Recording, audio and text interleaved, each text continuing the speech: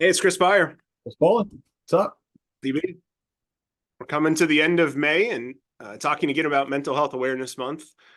I know as we've shared kind of the background on it, our own personal journey. We've talked about some of the costs of untreated mental health conditions within the country, as well as how that impacts the workforce for our clients and prospective clients. I think today we wanted to talk about some of the resources that are available and maybe some tips for HR on how to communicate this.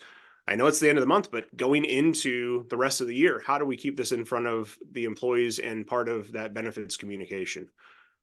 And I think the starting spot for this is just let's have this as a piece of education on what mental health conditions exist, warning signs, you know, having details on your EAP program and the Yeah. benefits that are in your health plan. I think just the basics of what's available and when should I utilize it so that it's forefront and people are thinking of it. Yeah, I can tell you, what you and I have talked about personally. I had to call HR to say, how do I even get a hold of our EAP program? Yeah. I had no clue. Yeah. Yeah.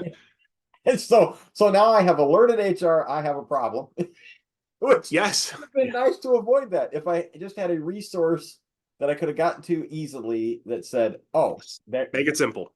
there's the toll I free know number. we've talked about this with a couple of our employers, not only just posting this on a benefits site, but also a QR code with here's the exact site you can go to, posting that in the break room, sending that out as a reminder. Here's what's available. Make it simple for people to access.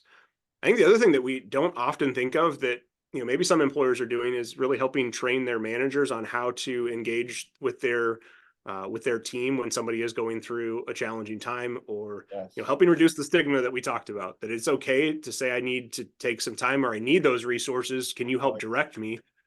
Because it is an important piece of access to the right type of care.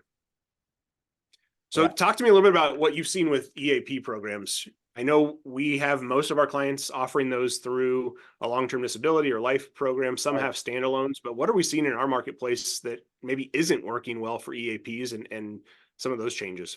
It's hard to find people locally, right? That's our Mhm. biggest challenge. That's what we hear day in and day out is, yeah, I get whatever it is, 3 free visits, 5 free visits, but trying to get into somebody right now is difficult. I will say Yes. COVID has helped us that virtual counseling has become way more Yeah. convenient. And I think people are at the point that they just want to keep this virtually. But Yeah. even to find something local is probably the Yeah. biggest complaint we get. I know when I was going through the first session with my counselor, yeah, I think that was in 2020 now that I think back to it. I was driving an hour to visit and it took a long time to get scheduled. It was covered by the EAP, but that was the closest provider that was accepting a patient Oh, that was wow. in the EAP.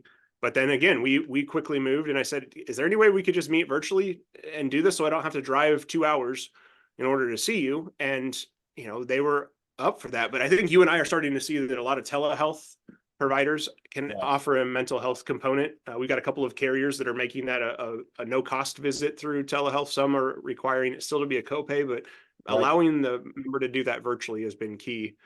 And then I think you and I have seen some very good standalone apps and programs that are, web based. You can chat with your counselor. You can have access 24/7 to the same team of people. Right. All of those can be made available to the employees through a benefit. Yeah, and don't be surprised if you're calling somebody locally and they don't accept insurance. That's getting extremely Yeah. very popular Yeah. where they're just Yes. based now. They don't want to deal with insurance, which Yeah. again, I can speak to that too. The yeah, the second group that I went to, they would not take my health insurance, but they would accept an EAP, and that was it. And so it was a interesting. cash pay option. They didn't want to Interesting. bill insurance, but they were comfortable to work with the EAP for whatever reason. I'll be And they were darned. a big size clinic. It was interesting to see that. You know, all of this comes back, I think, to the challenge that I think all of our benefits coordinators and HR teams have is there's so many things that the benefit program provides, so many resources that are there. What's the calendar look like? What's the cadence look like? What's the methodology look like to keep the benefits in front of the members and their families year round? And that again is an evolving topic. Post something in a break room in the month of May. It's the best thing you can do, right? Just a QR code, something, a flyer, but put it out there because people, it's hard to Yeah. remember everything that is offered to you way back when you heard it in November. Nobody's going to remember now. Yeah, that's very true. Well, I think it's been good to talk through this. Certainly, we've focused on quite a few different months of the year this year with different topics, but certainly an important one for both of us. Love it. Thank you so much. Yep. We'll see you, All right. CB. I'll see Bye-bye. you. All right, bye-bye.